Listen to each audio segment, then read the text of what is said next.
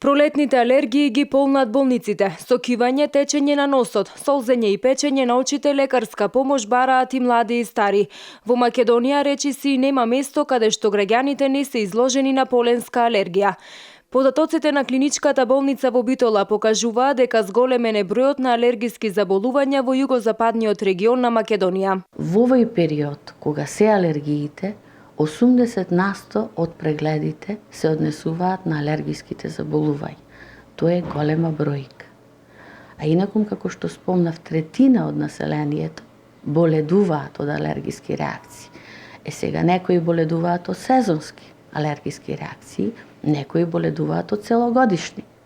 Али пикот во главном сега на испитувањата е повеќе во овој период и луѓето доаѓаат најчесто заради алергиските реакции. Статистичките податоци пак потврдуваат дека секој трети или четврт македонец боледува од некој вид алергија. Се работи за болест на 21 век, од која имаат проблеми и бебиња и највозрасни лица, но најголемиот процент од заболените се млади лица.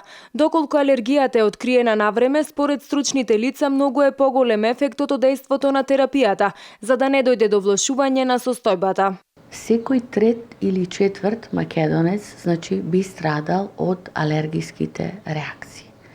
Како што напомнав, многу е битно дијагностицирањето, бидејќи многу луѓе не знаат на што се алергични, не се знае точната дијагноза и не може точно да се лекува.